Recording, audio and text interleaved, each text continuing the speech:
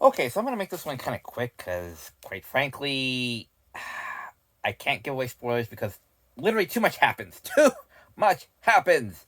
So, X Men '97. Okay, since its announcement, since the trailer, and since now it has, I believe it's done complete season one. I think I'm not 100% sure, and I don't know what's gonna happen in next season. I think the series showrunner was fired.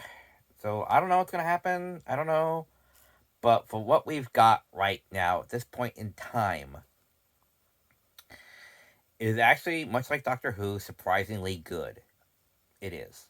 Oh, just so you know, I just made this this review about 30 minutes after the last one for Doctor Who. So just yeah. So yes, ever since the X Men animated series, this '97 sequel series was announced, I was like, heck, I was kind of like everyone else, like, do we really want this now from all the wokeness that came before? I mean, the live action movie and TV series from Disney Marvel has been rather lacking and sucking and quite frankly just terrible. Just straight up, I don't want to watch that again. That's just horribly embarrassing. It's terrible writing. Fuck off. You're not getting any more of my money. Bye, you know? But much like Doctor Who, this season, which is a sequel season taking place 6 months after the last series back in '94, or sorry, '96. Yes, I am that old. I was there in first episode, same as was with Power Rangers. Yeah, I was there when it premiered. It's like coming next Saturday or this Saturday or up next. Mighty Morphin Power Rangers, or the X Men series. And realizing you got something. Like in that first episode, you've got something. There's something about it. It's new. It's different. It's heroes versus villains, but there's a bit of a story there. It's about people, basically. So as long as you bring the people in, it's a good story. It's about strife, political matters, morality, race, not necessarily sexism, but when you're dealing with something social issues such as racism, and rampant dickishness, you got a good story there. What it means to be different, and how to accept said differences, and sometimes it's okay to be different. That was my whole thing growing up, was me being different from everyone else.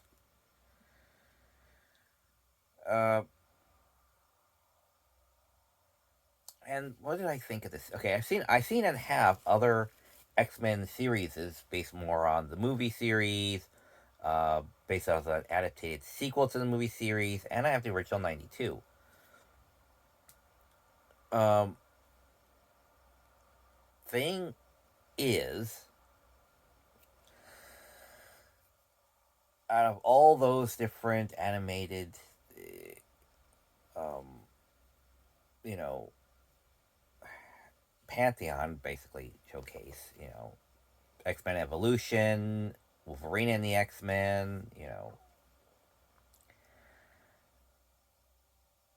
it's very much, how to say this. There's so much. There's just so much, and I can't go through it. Maybe people do reaction videos, I guess, or description videos. I'm not sure. Maybe I'll do that someday. But overall, this season has been good. It does that thing where in Disney and in some animators where they would have basic animation for the drama sequences, you know, walking down hallways. It's like this is not the money shot, the action scenes or the heavy emotional scenes. So if it's feelings in the hallways, it's very basic. But when it gets to the action scenes and the heavy emotion scenes, then the animation kicks up because they want this to look good. And look good it does. Despite the fact that the character design is rather lacking a little bit in the female department. Yes, one of the major criticisms that we the male audience, were specifying because we're old enough to remember, uh, Rogue and Storm were rather downplayed on their sexuality. Like I said before, it's downplayed, and yes, it's downplayed again still throughout the rest of the series. It's like I thought they were curvier back in '92. It's like yes, they were. Um, Much like the difference in reboot between seasons 2 and 3, I think. I'm not sure, but there was an episode there where they decided to change the character design a little bit, and by design I mean add the cleavage to the clothes so that instead of Dot just having well, basically it's just adding cleavage to the clothes. That's all it really was. And they were like, can we do that in a children's show?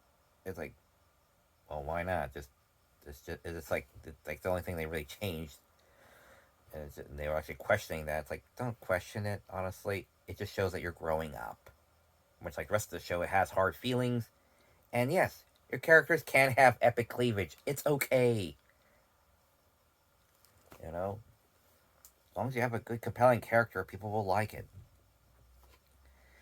And so, but even despite that, the characters are still incredibly well written. They have struggles, they have ups, they have downs, they have the adversity. There's things they have to struggle against. So, sexuality aside, and bisexuality also aside from Morph, because now suddenly he's just this blank, faceless white thing. It's like, why? Oh, he just suddenly decided that one day, and just doesn't say it. Just does, just because. Right, sure, that was not totally not a studio note at all. Just stupid. Anyway, so but the story is good. It picks up. Magneto takes over. Jean finally gives birth to Nathan. Then drama happens. Drama happens. Drama happens. Fighting. Uh, Storm loses her powers. Goes on a walkabout. Kind of falls in love, sort of, kind of, with the Cable. Was it Cable? No. Wait, what was his name? No, no, it wasn't Cable. It was Forge. That's what it was. Forge. And um, so they're finally resolving some issues with the previous villains and the senators, the political people who have like no problem being the asshole, righteous person against mutants, have suddenly become very quiet. They still do things like Trask still does some stuff until he figures out what's going on, and Senator Kelly is just like a mute in the series. He doesn't really do very much, or if he does talk, it is downplayed. They're no longer the righteous, let's get the mutants thing anymore, or anything like that. If memory serves, again, it's been like 30 years, just saying. But political leaders in this are a lot more quieter. But there's still that staple because this is just like the next year. So a lot of that strife and bigotry is still there. The mutants tried to have Genosha have a nice thing until this giant sentinel comes out of nowhere and then kills a bunch of people. It's like, okay, I don't know where you were hiding that this entire time there, show, and why people thought it was over, even though Jean had the vision of something really bad and many of something. Well, I'm sure that's just a vision. That has no real bearing on the plot. Oh, look, a legion of sentinels. Darn, I guess we should have saw that coming. And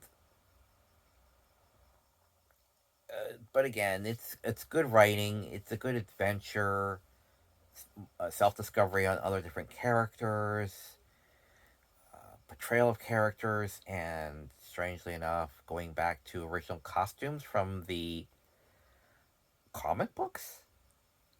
What? So Jean and Scott are dressed up in their and Logan are dressed up in their original comic book outfits and not their cartoon outfits. '92 outfits. I'm like, that doesn't make much sense. It's like, yeah, let me wear this thing I wore back when I was like a teenager. It's like, okay, that makes okay. Why would you do that? Your original outfit was just fine. Your second original outfit was fine. Whatever they had in the cartoon series was fine. So after many character self discoveries and story arcs and introducing other characters, which is nice, to have like Captain America show up for an episode, having uh, Genosha's people show up, having the what was that the Diamond Lady, the Chronicle Plague Crucible Circle. Oh, I forget. But the people that basically kidnapped Jean when she became Dark Phoenix. I forget what they're called. But they're in there too for a brief while. So they do cameo a lot of other characters. And those that really don't are showcased by Morph. Um, and all the stuff happens, and there's still more stuff to come. They set up so that there's like, okay, now we're lost in time. Not like that was a humongous trope in the '80s and '90s. Trust me, being lost in time. There was a pilot I remember about a dinosaur that looks like it's a cross between an actual dinosaur and Barney and Friends. Yeah, um, that time travels. That was its gimmick. This show has a time traveling dinosaur. Self teleportation does not actually have a time machine, but if you're touching it while time travels, it can take you to far off times and stuff. And for whatever reason, two kids find it at a museum one night. Yeah, thankfully that was only just the failed pilot that I believe was on Fox or maybe ABC. I'm not sure, but it was on some channels back in the early '90s, and I'm just like, it seems a little too. It's under the educational block thing, so whatever, you know. So it's just stupid. Anyway, so why did I bring that up? So is it good? Is it back to form? Yes. Does the slow part, where they throttle back on the animation, is acceptable at times? It's like, okay, that's what you're going to do. Okay, fine. So cheap animation or cheaper animation here, but then like really good, impressive choreography, animation stuff there. It's like, okay, so that's what you're going with. Fine. You accept it and you kind of like dismiss it. It goes out of your mind. You stop realizing it. So that's good. They brought back most of the original cast. I can understand why some of the characters did not want to come back. Like two of them, I think, didn't want to come back to reprise their roles because they said, "I don't believe in the political statements said in the series." Yeah, you can understand that. You can understand that.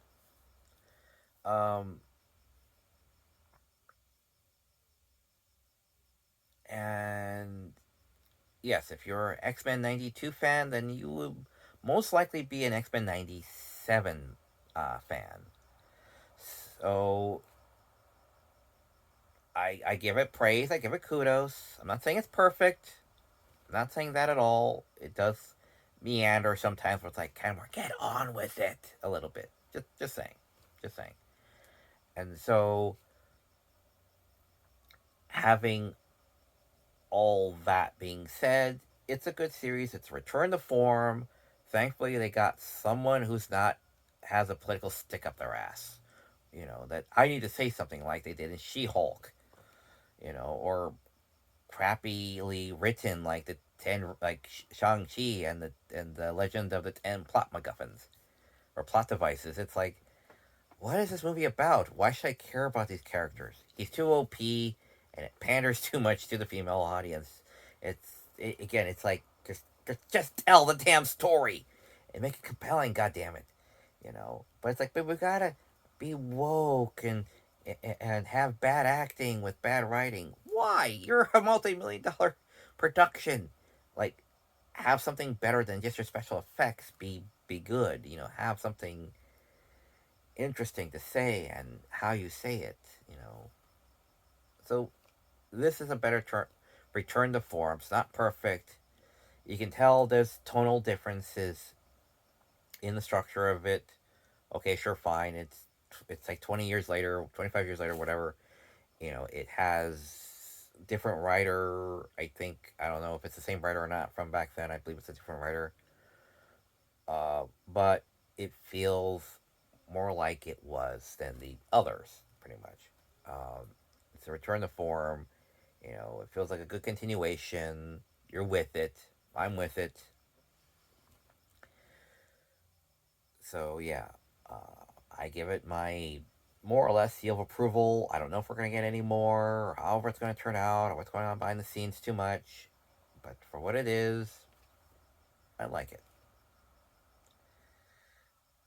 And yeah, I guess that's all there really is to say about that. Is that it's good. It's not great, but it's almost great. It's almost there. It's a little too many mini story arcs. Just saying. The original series had that too, but this one kind of has like one too many story arcs where it's like this happens, then this happens, this happens. It's like I'm gonna go off for like 3 episodes, but I'll be back, type of thing. Uh, so yeah, check it out. See if you like it. If you're a fan of the original series, like I said, you'll like this one too. You probably won't love it as much, but you'll like it. To at least stay until season 2 and see what happens. At least, all right. So take care, all, and I'll get back to my packing. I'm still struggling to try to do that before the 30th. Alrighty, so take care, all. Have a good night. Bye.